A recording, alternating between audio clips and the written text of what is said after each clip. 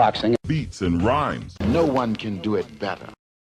Chris EUBANK, his cherry pick against SZEREMETA went as planned. Big right hand in the first round sent SZEREMETA down. He showed courage getting up from some hard shots he did. EUBANK landed some powerful right uppercuts all throughout.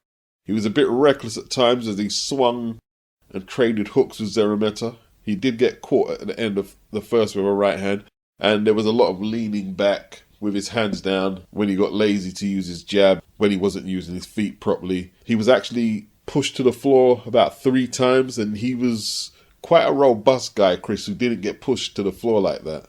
He's 35 now. The legs are not the same. He's not the same volume puncher. He's changed his style a lot. He's got Jonathan Banks in his corner. In the 5th round, another huge right hand sent SZEREMETA down, and then there was the 2 body shots in the 7th that finished it off.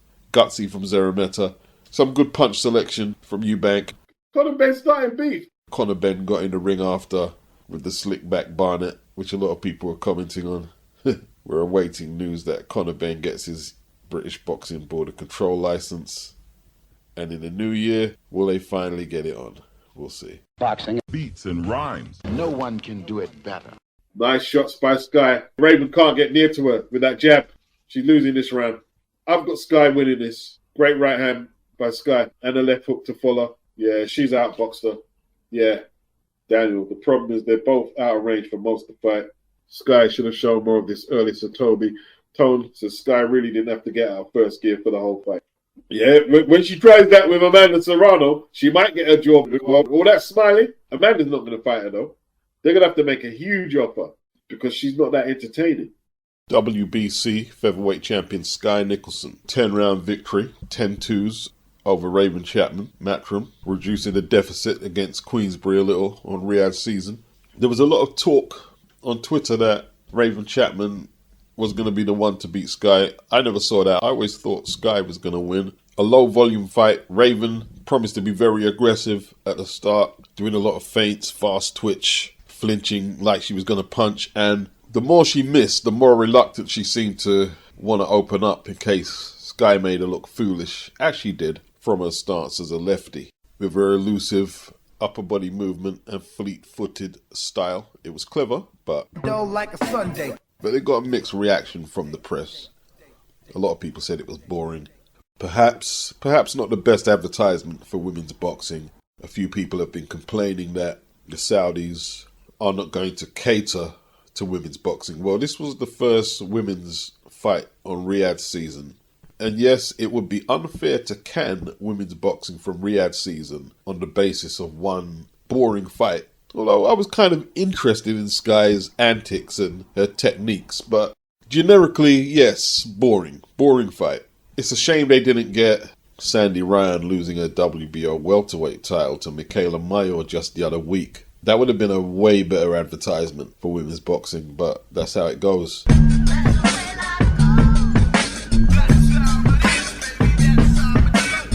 Boxing. Beats and rhymes. No one can do it better. Got to do the knowledge here. Got to do the knowledge. There was a few either way rounds. I watched it twice. Now, one thing you have to bear in mind if you're scoring the fight, you can't include the 5th round where Liam was getting on top and Ben Whittaker was getting tired and getting tagged repeatedly. You can only score the completed 4 rounds. You can't score that 5th round. So if you're including that 5th round in your assessment of who you think won, you have to re-evaluate it.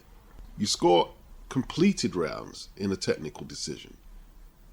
The 5th round cannot be included. I had Whittaker winning the 1st. The 3rd and 4th, I would argue, went to Liam Cameron. The 2nd, I don't know. Robbery? It's a robbery. No, it's no robbery.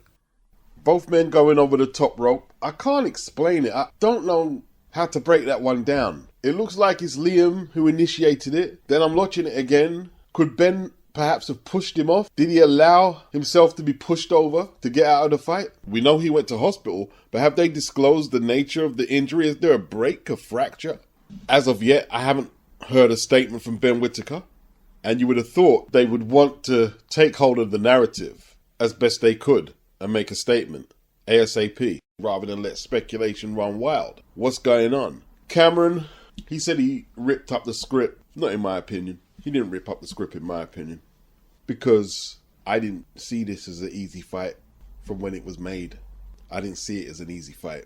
On a Twitter dialogue with October Red, I said this is by far the most difficult opponent that Ben Whittaker has faced as a pro. By far. I said that. I watched the Lyndon Arthur, Liam Cameron fight.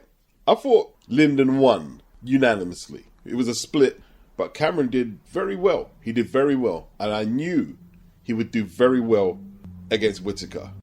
I'd go as far to say I wasn't sure who was going to win.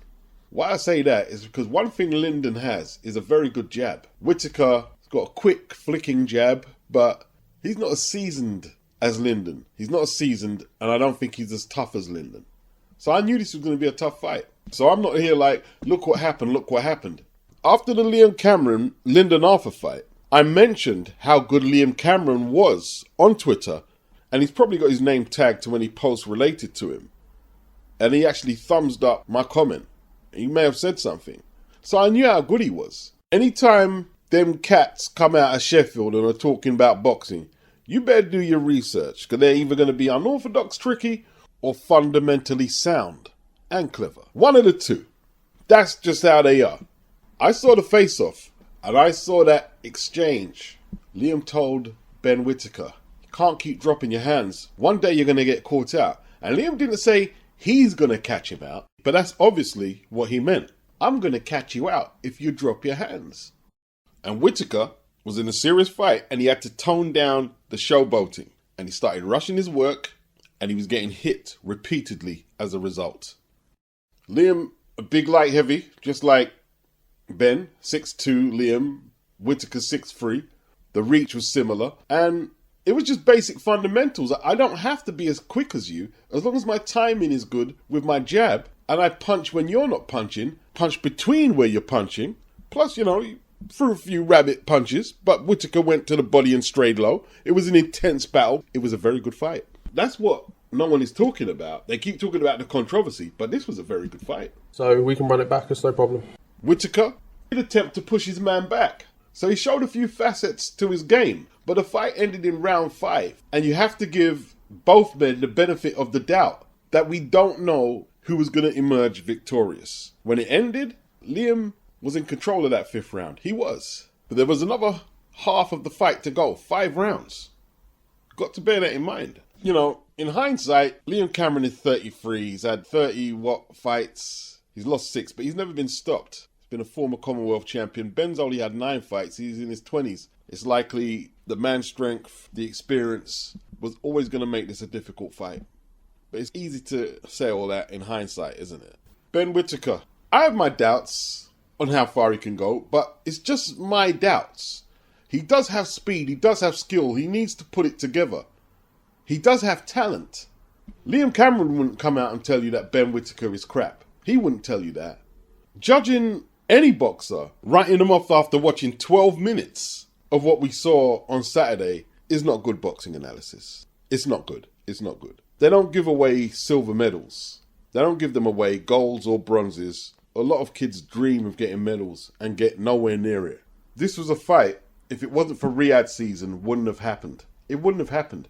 Ben Shalom was forced to come out of his cautious approach of matching his fighters. And Ben is not an idiot. Ben is not an idiot. Ben tried to protect FRAZER CLARKE from that FABIO Wardley fight. And yesterday, we see why. But once again, market forces has forced Ben out of his construct. He was forced to make the first Wardley-Clarke fight. Firstly, because Frazer was adamant he was going to take the fight. And he got a draw. He done well in the first fight. And the second time, well, Frazer's more confident. And now you've got the Saudi bag as well. Too much incentives. Ideally, Ben wouldn't have took this fight. Ben's not a mug. He's sneaky, but he's not a mug. And this is what happens. You put an 8-fight novice in with a veteran of 30 fights, never been stopped, a former Commonwealth champion. And hey, he gets a tough fight. Ben came out of his construct at cruiser. He's protected Billiam Smith. He's protected Richard Riakporhe from the crazy Australian kid. But very talented fighter, as he proved yesterday. Jack Massey, no mug, big cruiserweight. Never seen Jack dominated like that. And he's fought Joseph Parker. He beat Isaac Chamberlain, who's a good fighter. Domination. Domination. Guy's been very aggressive. Relentless, like Tone says. Very aggressive. You need to start fighting now, Jack. It's in the 5th round. He's not winning no rounds. That's good right work from Massey. You need to push him back, Jack. Good right hand from Jai. See, if Jack opens up, he knows he's going to get caught with that right hand. He knows he's going to get caught. Yeah, his face is busting up. Oh, pinned in the corner now. Yeah, he can't deal with the pressure.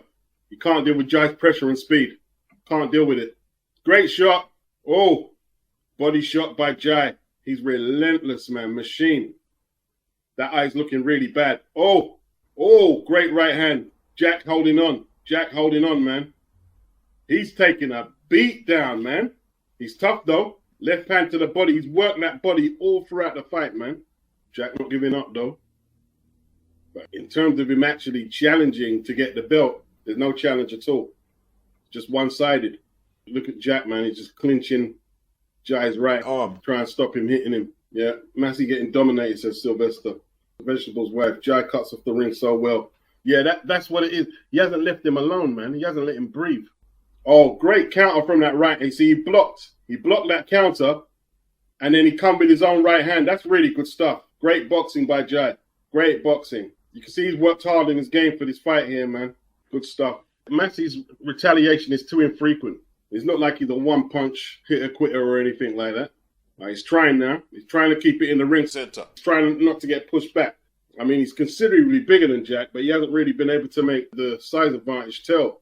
A right hand, man. That's why he's trying to lock up that right arm, because it's doing damage.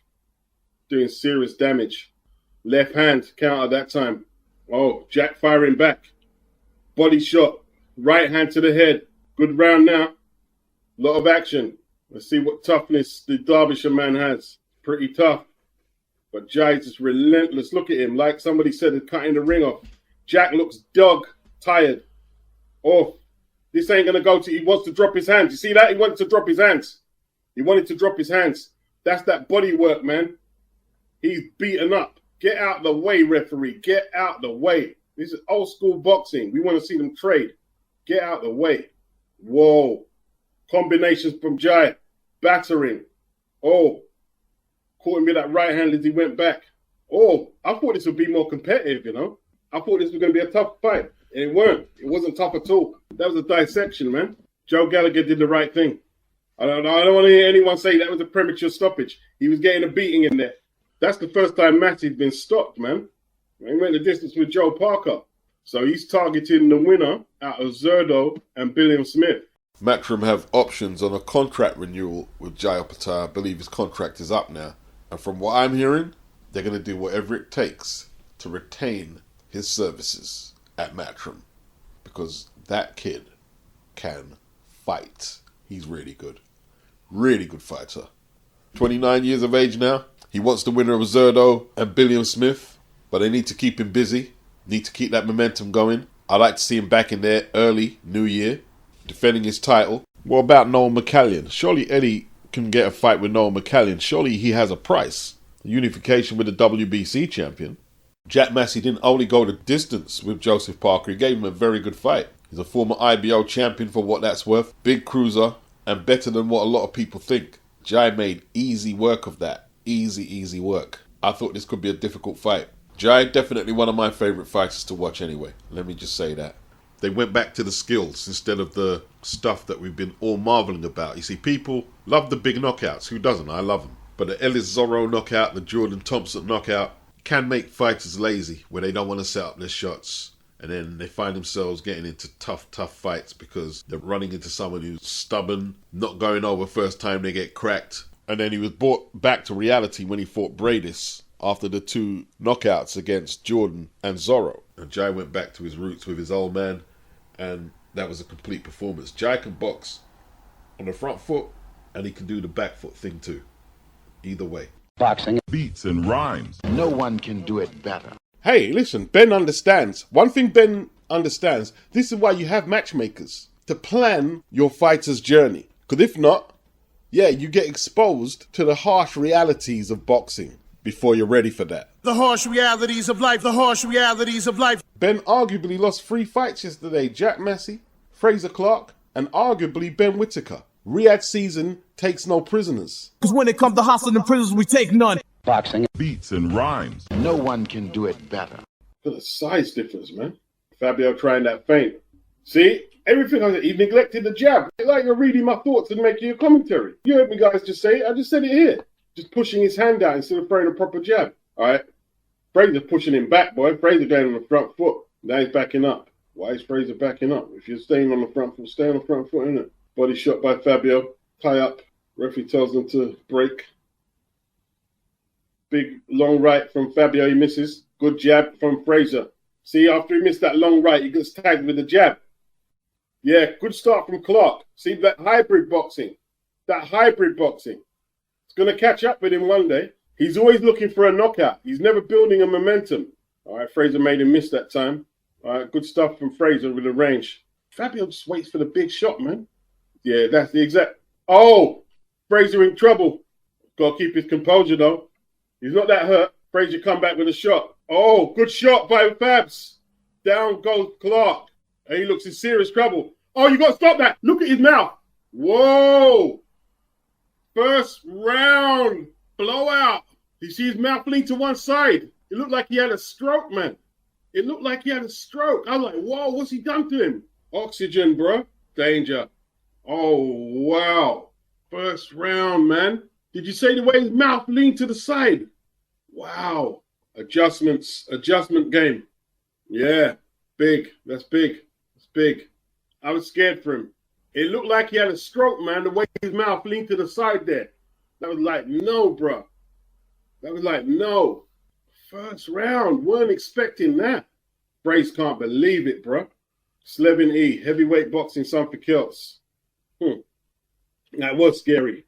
And that's the thing. If you get caught early in this weight class here, you get no chance to get into the fight. None at all. Yeah, his face case was crazy. I like Frazer. I said, no, I didn't want to see him get hurt like that, man. Didn't want to see that. Don't want to see no boxer get hurt like that.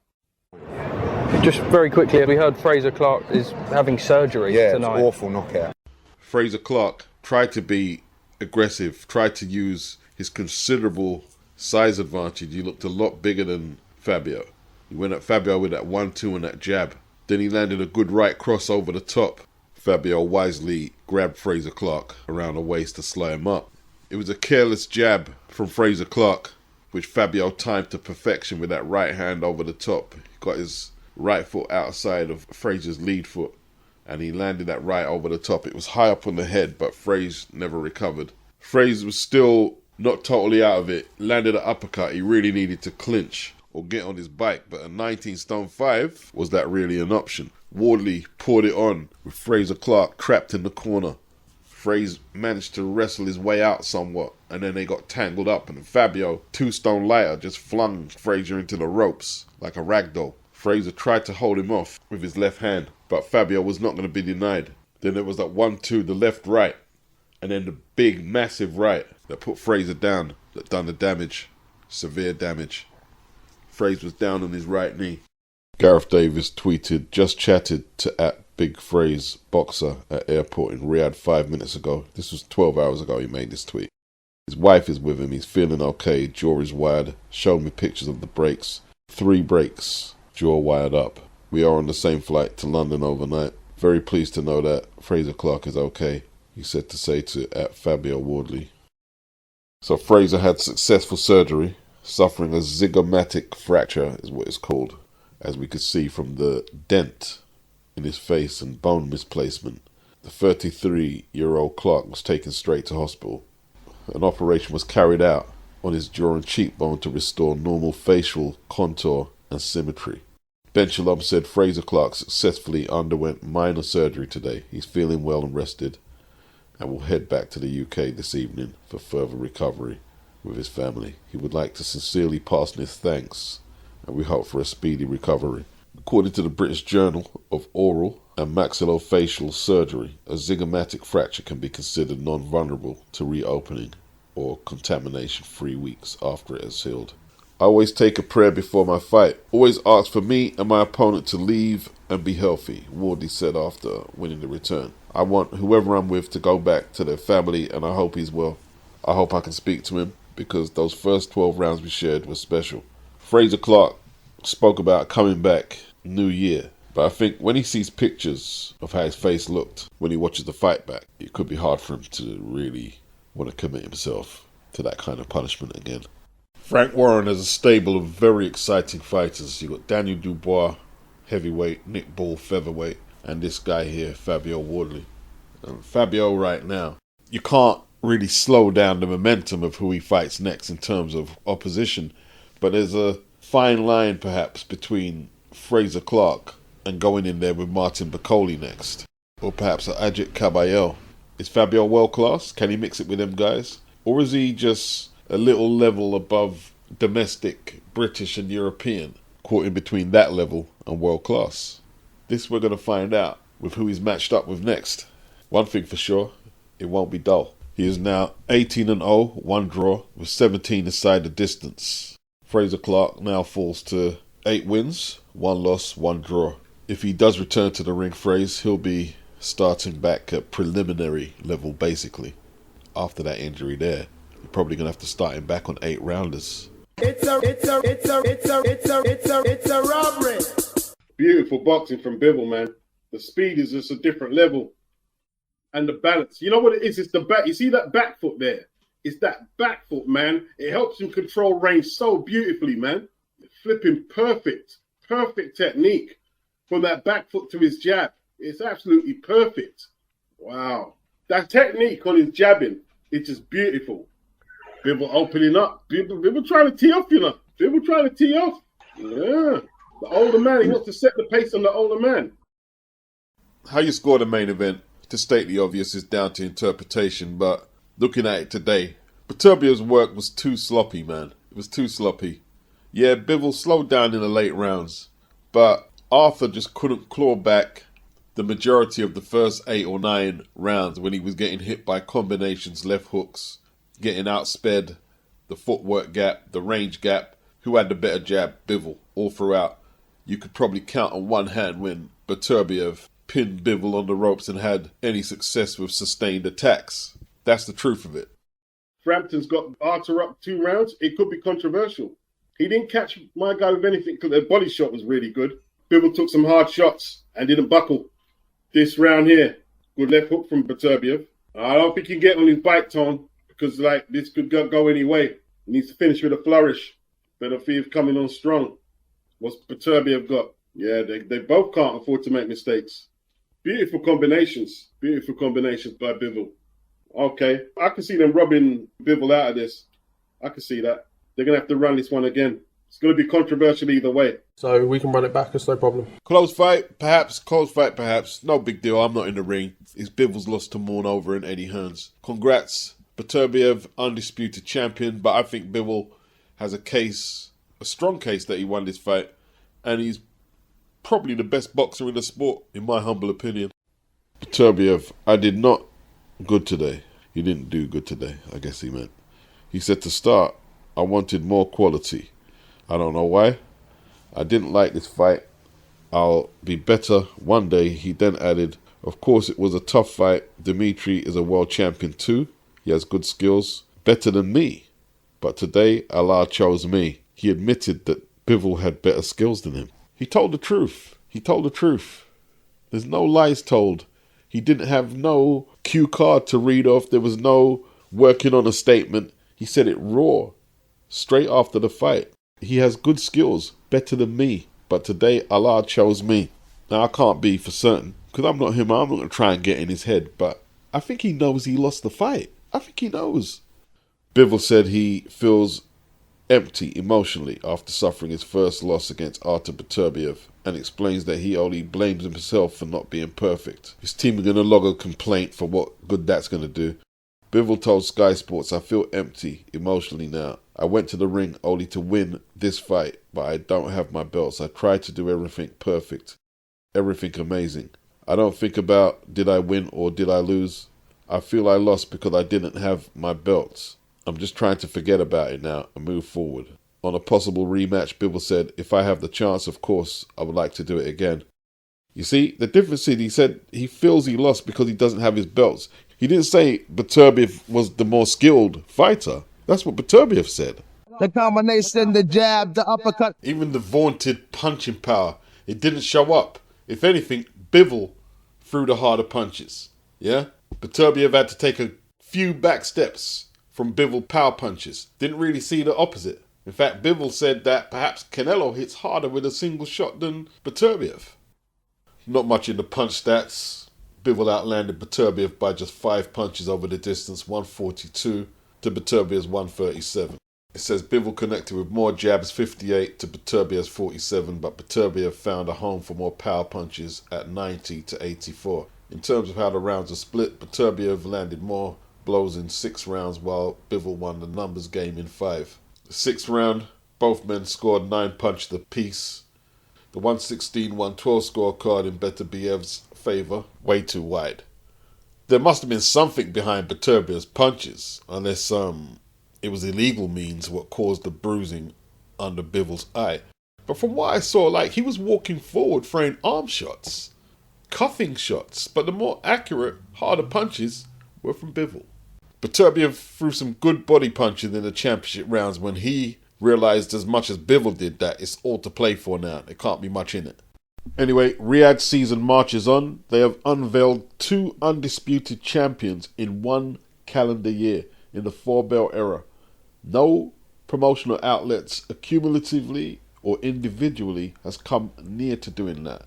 Any objections that anyone has about the good they've done for the sport, and you want to talk about the Saudi Arabian anthem being sung at Wembley Stadium, or there being no atmosphere over there in Riyadh, even though you're not over there, where it would make a difference if there was atmosphere or not. We've heard what you have to say. How about you just watch the fights? It's really good cards, man. Support the sport. Beats and rhymes. No one can do it better.